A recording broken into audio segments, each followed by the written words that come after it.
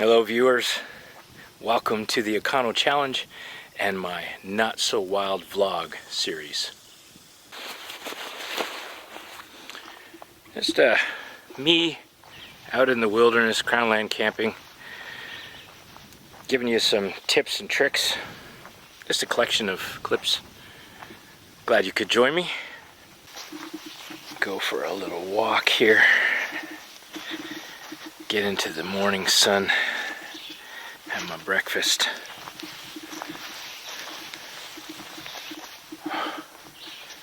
I mean, these moments, they're really good for the soul, I think anyway.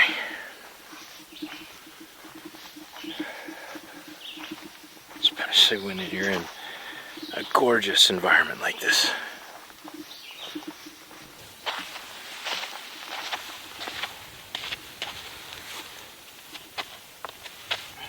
Having breakfast on the sunny beach. I noticed some very fresh deer track. Wasn't here yesterday. It's really nice to know that I'm surrounded by that kind of nature all the time, even if I don't see it. I just see evidence of it. This breakfast restaurant has the best view.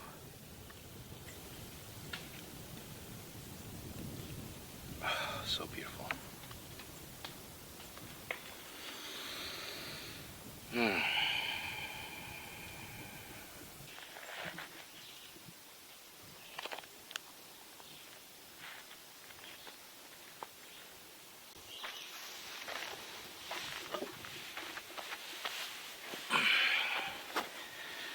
I just got back from having breakfast out on a sunny beach, and I got there wearing these moccasins that a friend of mine helped me make earlier this year, and I'm just trying them out for the first time.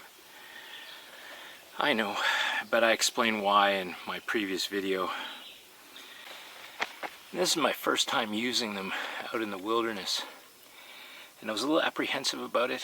I normally wear hiking boots, but around camp these are amazing. And there are two main things that I've noticed so far. One, they're very comfortable for around camp.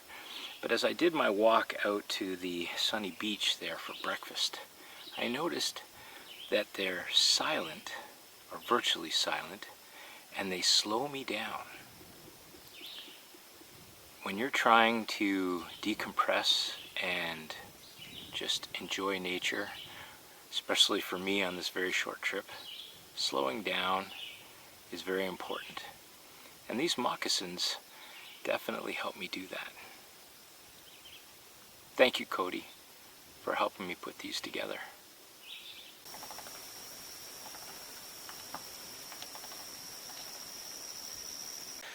I made some new friends recently, and I told them that I have a YouTube channel and it's about hiking and bushcraft. And then I looked at my recent videos and it's more paddling than hiking, so today we're going to go for a little hike. And the reason I'm filming this segment is I have a new viewer, and she left a comment underneath my 10 tips for blister-free hiking about how to tie my boots better.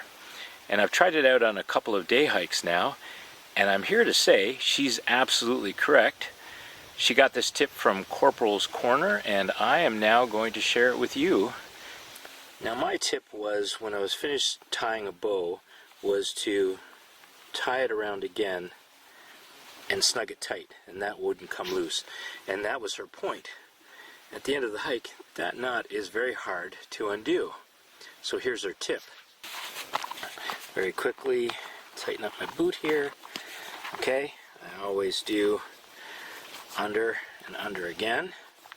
That keeps it snug. Okay, now I'm going to make my bow, and instead of going around just once, go around a second time and then through, like so, then tighten that up like that, and that won't come undone. Then I'll show you why that knot is much better than the one that I was tying up until now. But first, let's go for a hike and see how it lasts. Now this hike is straight up a very steep hill, and it can be quite laborious. So I've looked at the map, and judging by the contour lines, if I approach it from a roundabout and come in from the back, I should have a much easier time reaching the top of the cliff. I've got my compass and my compass bearing, so let's do this. Now what the compass bearing does is it's giving me a bearing from the cliff top straight down to this beach. So when I come back down, that's the way I'm going to come down and try and hit this beach straight on. Okay, into the woods I go.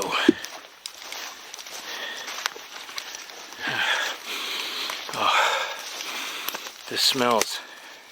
Really should come up with smell-o-vision. It's so beautiful, the forest, especially after a rain like we had last night. Just smells amazing. No trail here.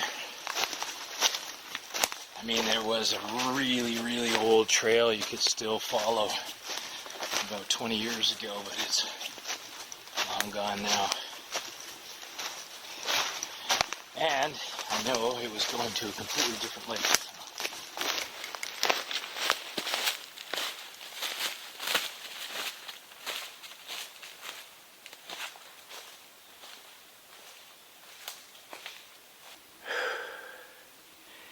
Just catching my breath here.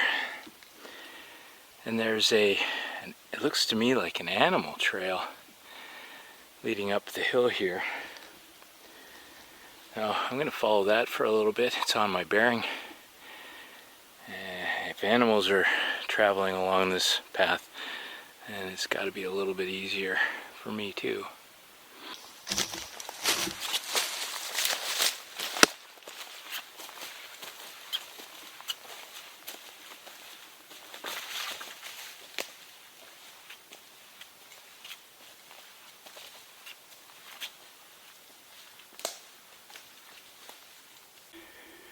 Oh, it's a beautiful ash tree, and that's really good to see out here, because the ones further south are also coming to the emerald ash borer beetle and dying off.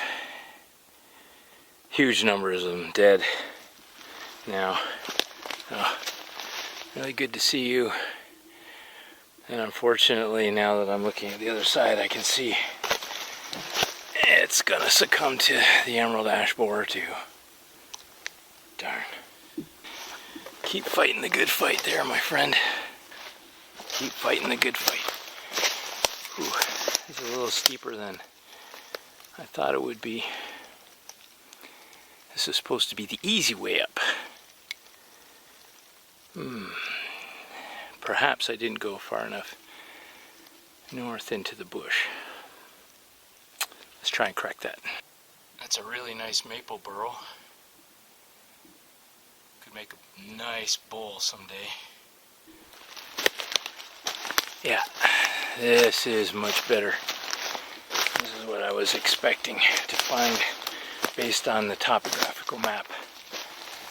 It should take me right up there, up the backside.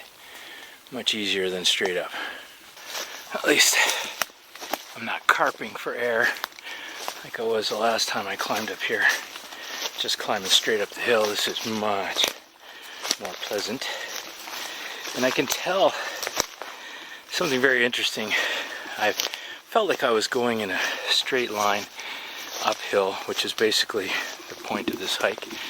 And I've now gone from north to east.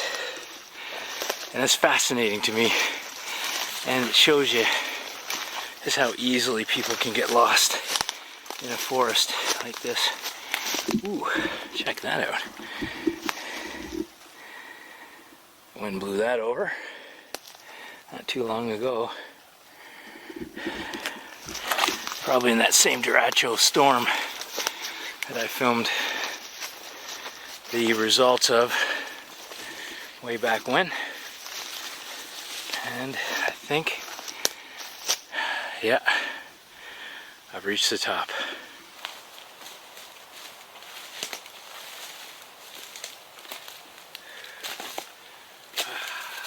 So, with filming, that route took me about 45 minutes. If I pushed it, I could probably do it in a half an hour. So not a huge hike, but it's all uphill. There's a nice little camping spot here. Flat for a small tent. And just out here.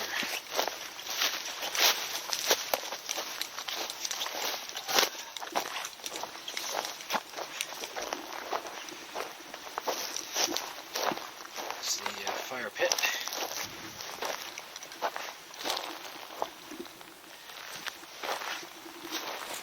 With an absolutely spectacular view of the lake. I love it.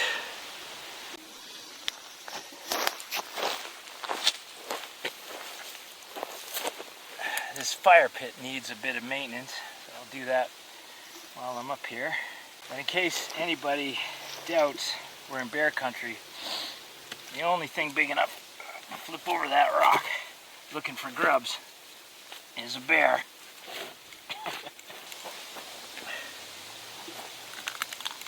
Pretty solid again. Ready for the next person. Beautiful.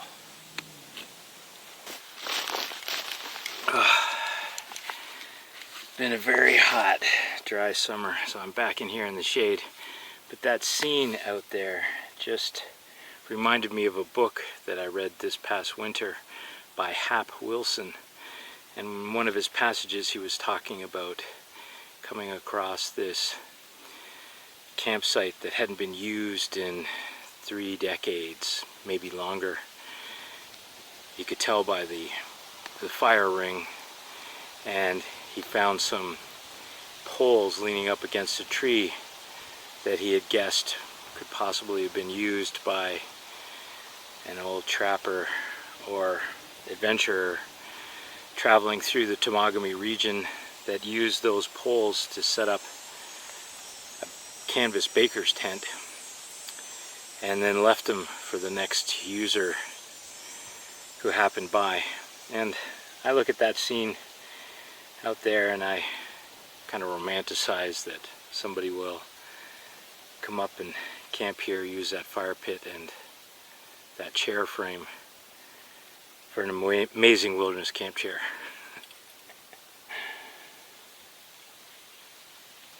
Thanks, Hap. I really enjoyed your book. Okay, signed the guest book for another year. And time to get back down. And I'm going down the easy way, straight down. Alright, see you at the bottom.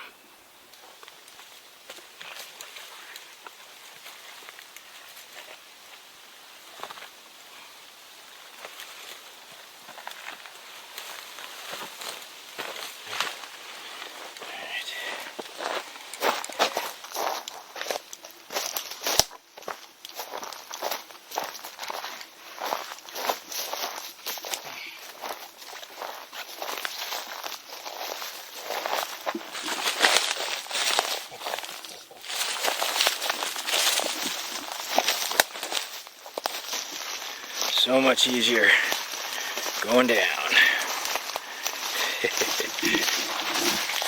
Oh yeah.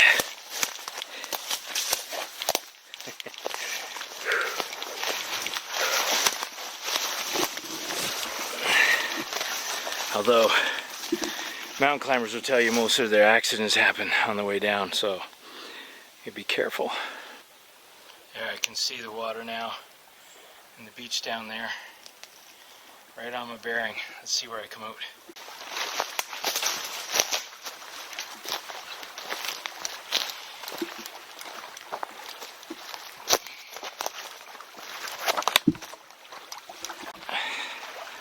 Alright.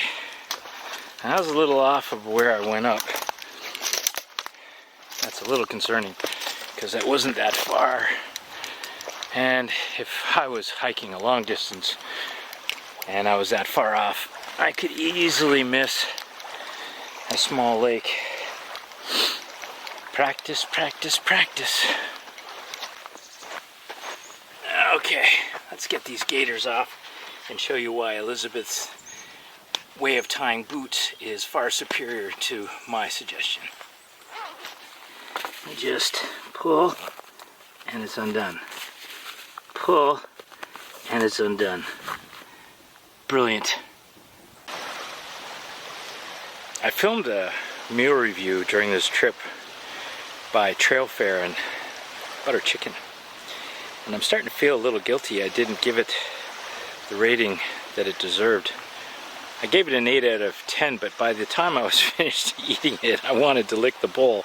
So perhaps it was a 9. You can check it out and tell me what you think.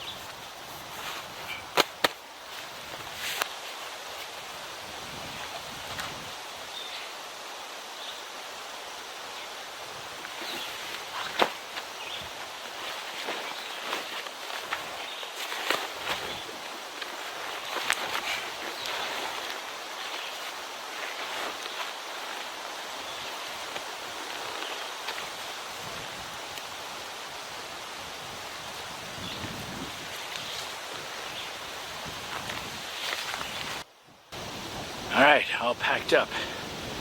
This is how you're supposed to leave a wilderness crownland campsite, in my opinion.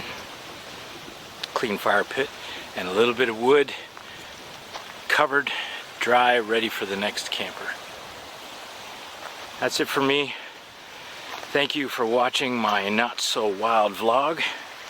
I'm just going to load up the boat and paddle back to the boat launch.